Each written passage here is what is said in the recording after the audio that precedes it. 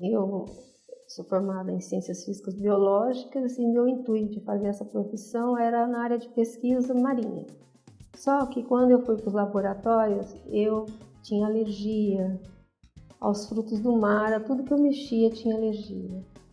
Aí eu tive que dar um outro destino na minha vida, né? Eu fui dar aula daí, mas eu não me adaptei dando aula, né? Por circunstâncias das normas, né? Das escolas, eu estava cheia assim de vontade de passar aquilo que eu havia aprendido, né? Você sai da faculdade com bastante bagagem, né, para passar, e você é podado de todas as formas, né? E eu não me adaptei ao sistema, né? Me desentendi com a diretora na época, queria que eu passasse alunos sem ter condições de passar, e acabei sendo mandada embora mesmo. E eu era até concursada já do lugar, mas trabalhei também na ITEP como auxiliar de biblioteca, né? E lá foi assim um mundo fascinante para mim, porque eu adoro ler, né? E eu aproveitava bastante daquilo. E estava assim, trabalhando ainda na ITEP, mas eu precisava arranjar um outro serviço, porque o ganho era pouco, né? Eu trabalhava só das 6 às 11 da noite. E um dia encontrei com uma prima que estava aprendendo, né, na área da radiologia, e falou para mim que estava precisando, que ele estava fazendo inscrição, né, para selecionar alguém. E era o Dr. Rubens Savastano, e eu fui lá e me propus, né, a vaga. Aí quando ele conversou comigo, né, eu acabei ficando com essa vaga. Eu já entendi um pouco de física, um pouco de química, né, de fórmulas, e já tinha estudado bastante anatomia, né. E aquilo facilitou rápido, eu peguei as técnicas, ele foi me ensinando, o Dr. Osman Pinheiro também, né, que trabalhava na época. E eu, 4 meses, já fazia todos os exames do que a clínica oferecia. E aí fui aperfeiçoando, com 7 meses eu fui efetivada e entrei realmente para a área, né, e ele me colocou a biblioteca dele à disposição e eu fui estudando sozinha. E as dúvidas que eu tinha, eu colocava para os médicos, né, que estavam lá, e sempre me ajudaram. E na parte de câmara escura foi a primeira parte que eu estagiei na clínica, né, foi aprender a revelar, porque a qualidade do exame depende da revelação. Hoje, com essas modernidades de computador, já não tem tanta importância assim, esses conhecimentos básicos que a gente teve lá atrás, né? É bom conhecer para saber a evolução do processo, como foi.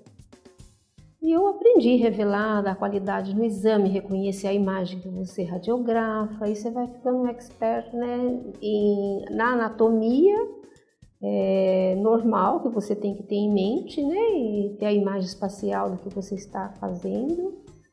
E ao mesmo tempo você identificar aquilo na imagem que você acabou de fazer. E através dessa revelação, antigamente era tudo manual, né? Os químicos eram ainda em pó, na época que eu iniciei, eles tinham que ficar de molho em água quente, uma noite inteira, no outro dia preparar, então a gente tinha os tanques de revelação e fixação, mergulhado em um tanque de água que tinha que ter uma temperatura adequada, né, para revelação, nem muito nem menos, e aí interferia muito o tempo, né, o clima da época que a gente estava, então algumas vezes tinha que aumentar, outras vezes diminuir, e entre a revelação e a fixação se lavava, da fixação passava, abria a portinha de um tanque, aí já poderia acender a luz, passava para um tanque externo, onde ele ficava lavando por um tempo. Tinha uma agitação na água, que os que não tinha, você tinha que ficar manualmente fazendo assim com as colgaduras, e colocava para escorrer. E depois ela ia para um outro suporte de colgaduras, que chamava, né, onde ficava presa essa radiografias, para secagem. E a gente auxiliava com ventilador, até que inventaram uma secadora. Mas você não podia colocar exame com água na parte de cima, porque escorria na outra e manchava. Então tinha muitos detalhes que a gente tinha que observar para a boa qualidade da imagem. Primeiro lá na técnica, quando você faz, né, o posicionamento correto, para não precisar ficar repetindo, e depois é na revelação. Então a revelação era mais ou menos assim, você tem noção da escala de cinzas, tem a noção da densidade do órgão e você faz de acordo com a sua visão, né? Dentro daquela técnica, né, que não pode nem ser mais nem ser menos, mas ainda você poderia consertar algum erro de técnica, ou tiraria um pouquinho antes ou um pouquinho depois, se ficasse branca a radiografia ou se ficasse muito escura, né? E tinha essa modalidade que a gente às vezes utilizava. Mas quando a técnica é bem feita, bem elaborada, você conhece um pouco da patologia, faz uma anamnese boa com o paciente, você já tem ideia do que está procurando, vem uma história clínica junto, aí você já conhecendo as densidades dos órgãos, sabendo um pouquinho da doença, você tem a possibilidade de ter melhor acerto, né, no que você está fazendo. Então foi por aí que eu comecei, observando essas partes, né, já na raiz do aprendizado, fui aprendendo e fui desenvolvendo ao longo do tempo. Aí quando eu fui na primeira jornada de radiologia que eu conheci, foi aqui em São José, no SESC, e lá eu conheci o Sr. Aristides Negrete, conheci o que foi meu marido depois, né? E vários colegas que estão até hoje aí militando na área. Olha, a maior dificuldade que eu tinha é de ter algum artifício para que ajudasse você a deixar o paciente na posição correta. Porque se um paciente chega andando, normal, jovem, né, com todas as suas flexibilidades, é difícil, é fácil, né, aliás, é fácil você colocar esse paciente na posição. Mas quando o paciente às vezes está muito debilitado, é um paciente idoso ou é uma criança, aí já é mais difícil. Criança, geralmente, eu quase que segurava todos eles para colocar a posição correta e não precisar repetir. Então, apesar dos cuidados com a radiação, a gente usava luva, usava protetor, tanto para a gente quanto para o paciente, né? O colimador, que é uma coisa que tem nos aparelhos e que deve ser usado com bastante rigor, né? Porque você não deve espalhar a radiação além da área que você vai radiografar.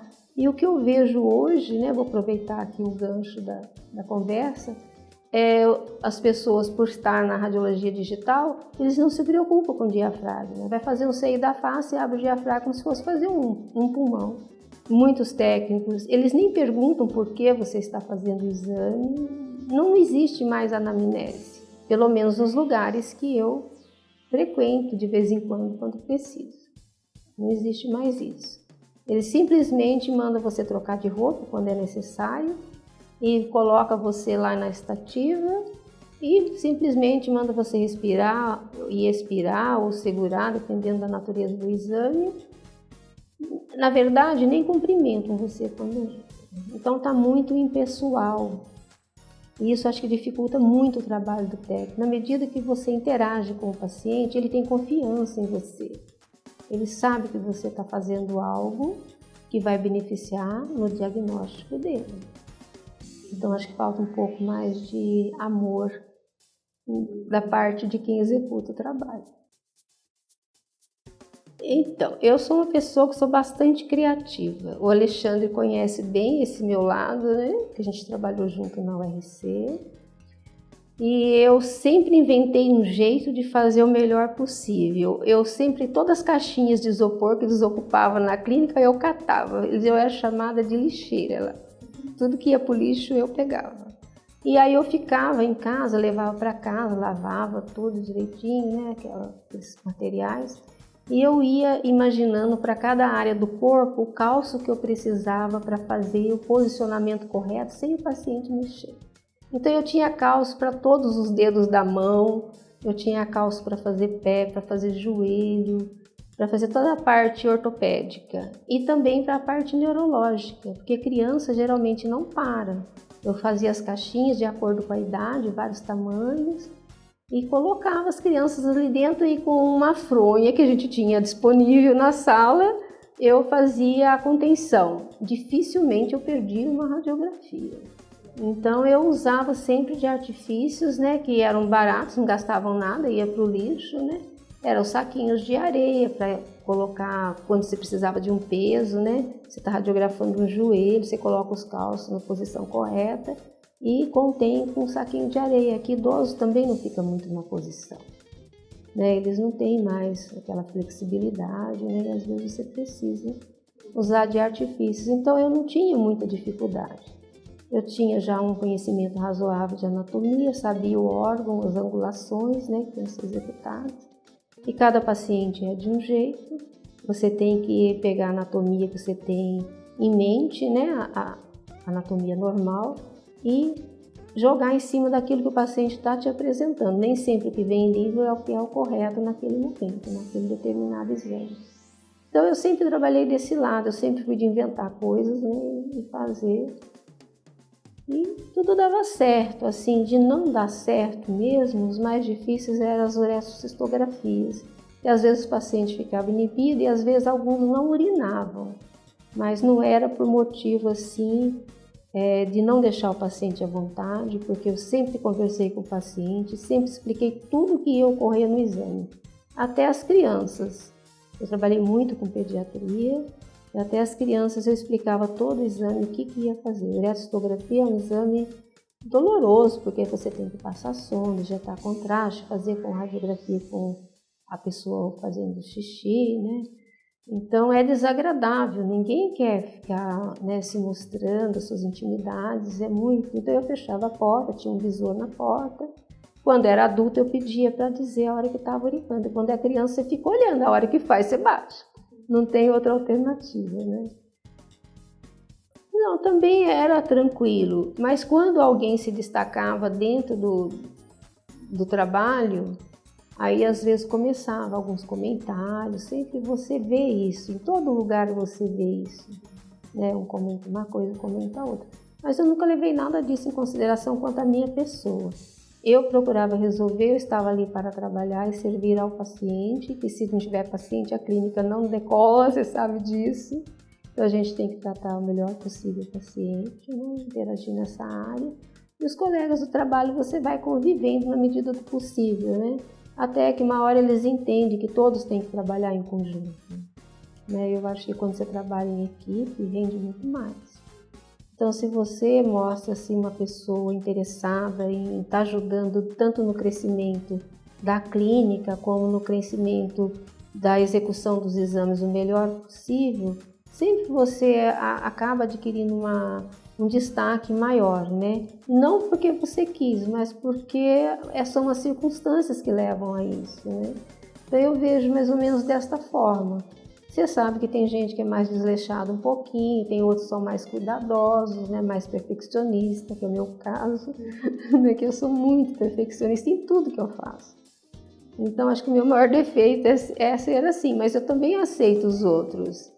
E procuro ajudar as pessoas, entendeu? Uma vez um médico me disse, quando eu fui fazer estágio em tomografia, ressonância magnética, ele falou para mim assim: nunca você deve passar tudo que você sabe para o outro. Eu falei: doutor, mas se eu aprendi, ele também está aprendendo como eu não vou passar? Eu não tenho isso. Mas um dia ele toma o seu lugar. Eu falei: não estou preocupada com isso. Não estou preocupada, se ele tomou porque mereceu. Então eu não me preocupo com isso. E na verdade eu nunca fiquei desempregada, eu sempre ia para outro lugar que me oferecia um horário melhor, um salário melhor, porque a gente também não vive só em função do que você executa, também tem a parte que você precisa sobreviver, né? Então eu vejo por esse lado, eu nunca fui ambiciosa assim com o que o outro ganha, nem o que o outro está fazendo melhor, eu procuro aprender.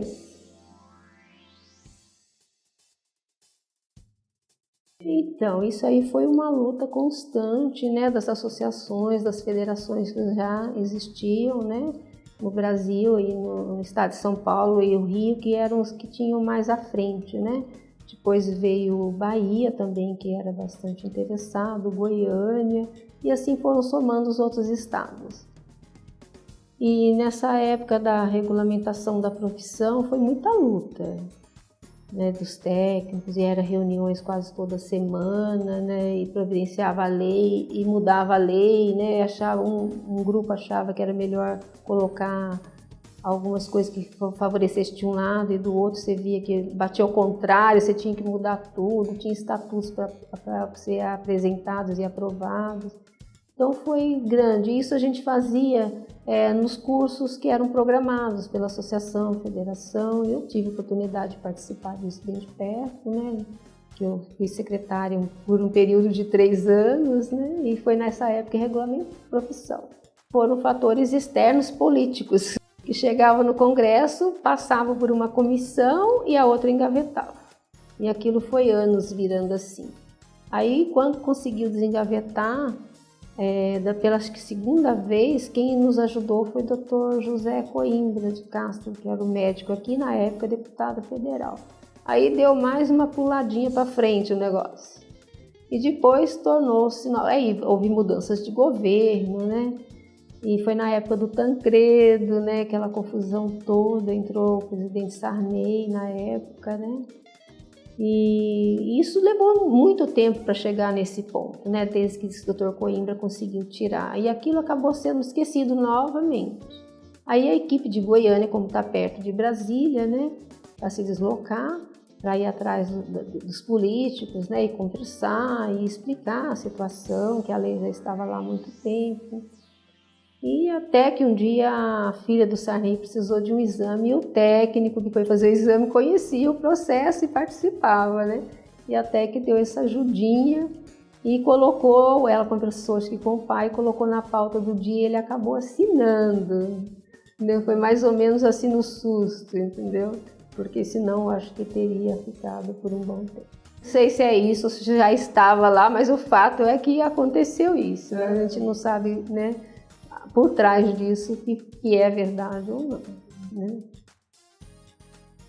Olha, o Sr. Aristides Negretti foi primordial para a minha profissão alavancar, porque foi com ele que eu aprendi toda a parte química, né, do processamento de revelação, né? Ele me explicou tudo, até quando veio a processadora, ele foi no meu serviço, ele explicou como fazer a limpeza da processadora, porque a gente era leigo nisso, né? Tudo estava aparecendo naquele momento, né? Então, ele me deu uma boa bagagem, foi assim, primordial mesmo. Nessa época, né? Porque tudo, a imagem depende da sua execução técnica, mas também do processo de revelação. E houve uma revolução nas técnicas radiológicas, né? Porque no outro, como eu já disse lá no início, né? Você fazia a técnica e se desse alguma coisinha errada, você corrigia na revelação. Ou não, dependia, né? Do tamanho do erro. Agora, na processadora, não. O que você colocou, sai, né? Aí você tinha que tomar mais cuidado, rever todas as técnicas. Eu quase não tinha muito esse problema, porque eu já calculava tudo por medida e fazia nas fórmulas, né? E, tem muita gente que trabalha com o olho, né? Bate o olho ali e fala, essa técnica e pronto. Então, nem sempre dá certo. A não ser que depois de muita prática usando a processadora, né? Aí você também vai adquirindo ali aquela prática e pode fazer desse jeito, mas eu não acho muito correto, entendeu? Esse momento é um momento, assim, eu acho de muita prosperidade dentro da área da imagem, né? Porque muitos exames foram ficando obsoletos, exames bastante invasivos, né? E hoje você tem exames que, às vezes, você usa uma injeção de contraste, às vezes nem precisa, né? Então, com a tecnologia mais avançada, até nos raios-x mesmo, né? Com a era digital, né? A qualidade do exame é muito boa. Tudo isso é feito por computador, né? E o técnico ficou mais assim, de saber um bom posicionamento daquela área, né? Ele não se preocupa muito mais com as técnicas, né? Porque existe um processo, né? Que ele vai só regular ali no aparelho, né? De acordo com a natureza daquele exame, né? O que precisa ver naquele exame. Olha, eu acho que cada época tem sua vantagem, né? Então, se a era moderna está dessa forma, porque houve um processo de evolução, né? E se tornou mais fácil você trabalhar, você não tem tanto desgaste. Antigamente, quando colocou a profissão de técnico na parte da câmara escura, isso foi uma revolução enorme para a gente, porque antes o técnico fazia o exame e ele que revelava. entendeu? Não podia errar na identificação do paciente, era coisa que tinha que ter mais atenção, e os exames ficavam todos misturados, e depois você ia separando e colocando nas suas devidas fichas, né? E hoje em dia não, hoje já sai tudo escrito, o nome completo, lugar, idade, o que foi feito, né? Então está muito mais fácil, não resta a menor dúvida. A gente ficava numa caixinha de números de chumbo assim, pegando as letrinhas para colocar as iniciais, o número da ficha era o mais importante, porque a identificação na verdade era feita pelo número da ficha. De colocar nome, isso foi uma invenção que eu fiz no meu trabalho, não sei se já existia antes, né? Para não ter erro mesmo, né? Então era assim, os cuidados que a gente deveria ter, e hoje está muito mais fácil, né? O exame sai ali na hora com esse sistema, você não precisa ter uma câmara escura mais quanto você era na área molhada, né? Tudo isso foi acabando, né? A gente começou no químico em pó e hoje você está nessa evolução, então eu acho que houve um grande processo. Olha, eu já tinha até conversado esses dias com um professor meu, que eu estudo yoga e medicina ayurvédica, né?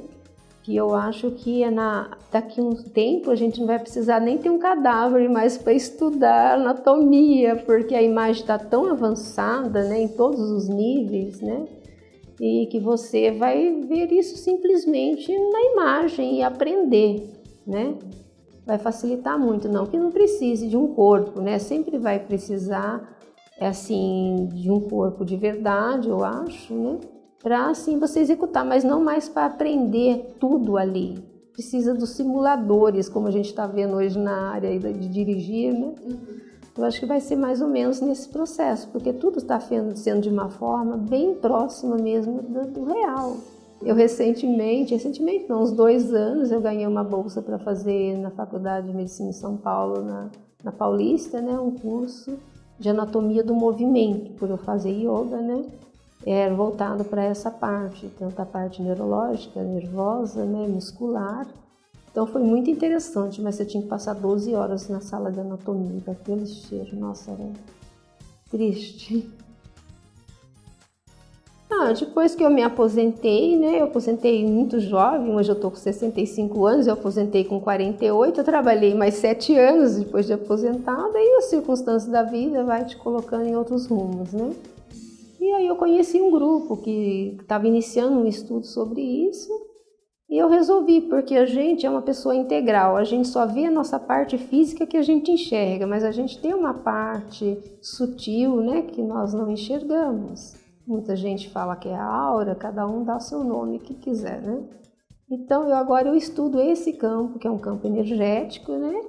Que está associado ao nosso corpo físico, e é a alma que nos habita e nos faz, né? O movimento do corpo, tudo que existe no corpo está condicionado a isso. Então é nesse campo que eu hoje estudo, para que eu veja as pessoas de uma forma mais integral.